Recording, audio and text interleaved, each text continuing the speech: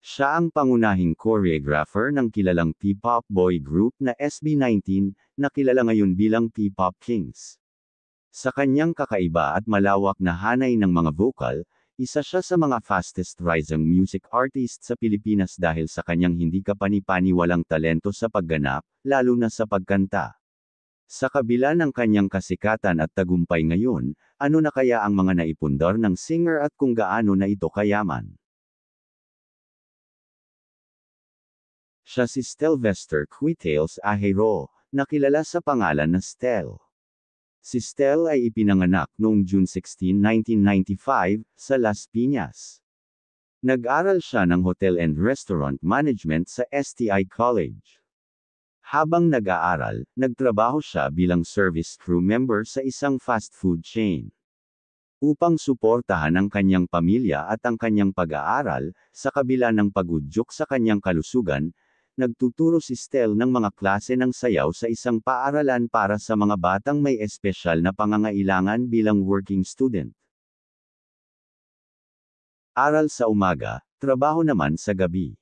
Pero kulang pa rin yung kinikita niya para masuportahan yung pag-aaral niya. Kaya kumuha siya ng isang sideline job.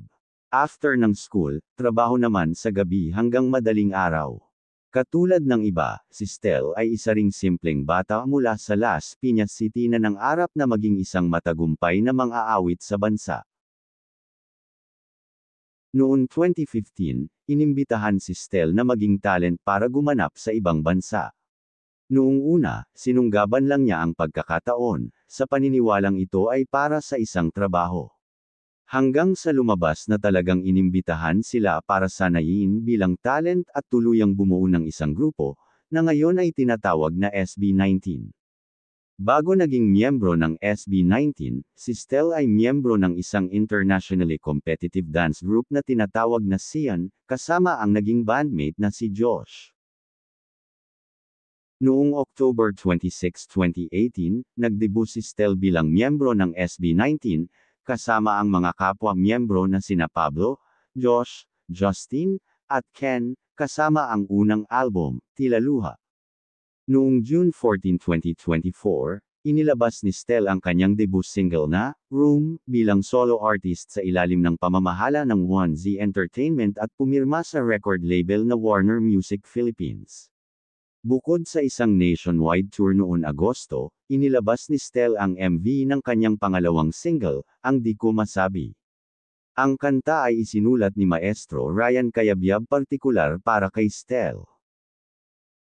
Dahil sa kanyang hindi kapani-paniwalang talento, si Stel ang napili ng GMA Network para maging isa sa mga coach ng kauna-unahang The Voice generation sa Asia at Pilipinas.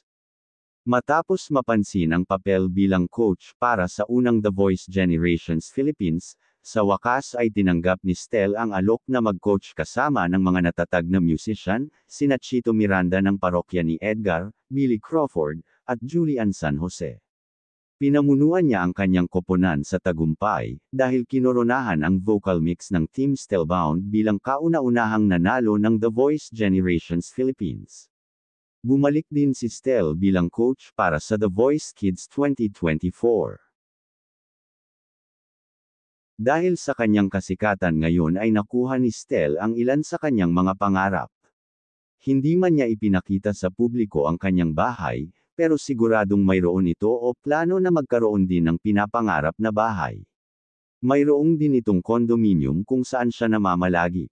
Pero gaya ng iba, si Stel ay nag-iipon din para magkaroon ng kanyang dream house. Mayroon din magarang sasakyan si Stel, na ipinakita sa kanyang mga tagahanga. Simpleng sasakyan ay ayos na sa kanya, marahil ay hindi siya mahilig sa magagarang sasakyan. Gaya ng iba, wala naman na bahagi si Stel na sarili nitong negosyo, ngunit mayroon din daw silang family business at isa din siya sa nagmamanage ng 1Z Entertainment Company ng kanilang grupo.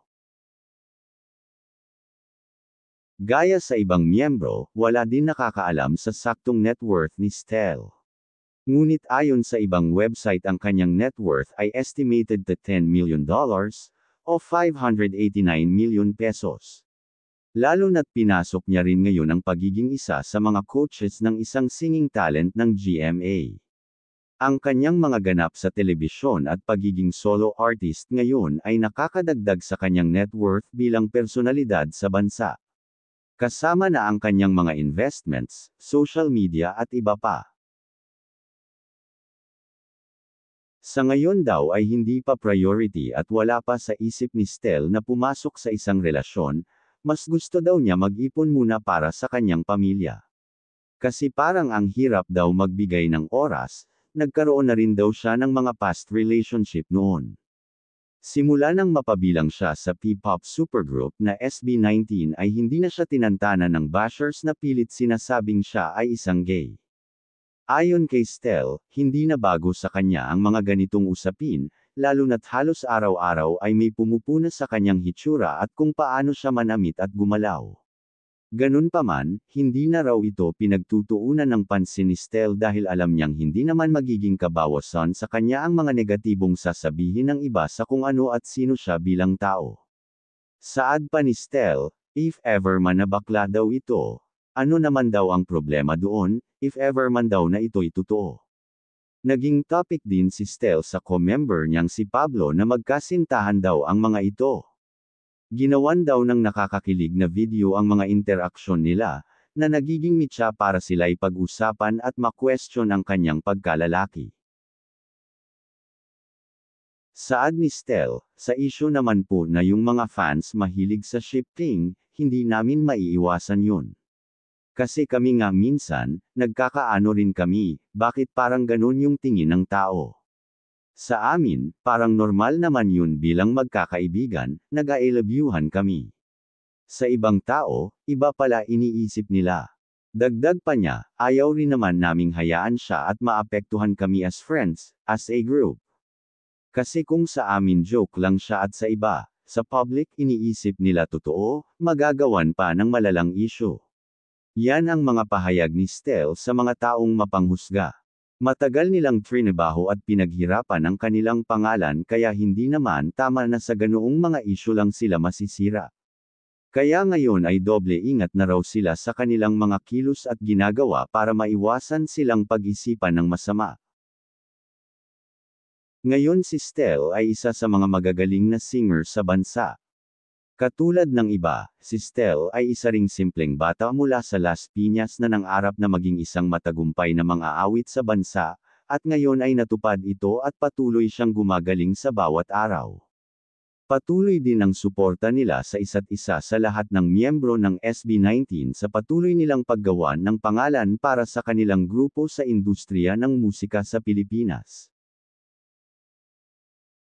Kung mayroon mali o kulang sa mga nabanggit ay pwede niyong liwanagin sa comment section. Salamat.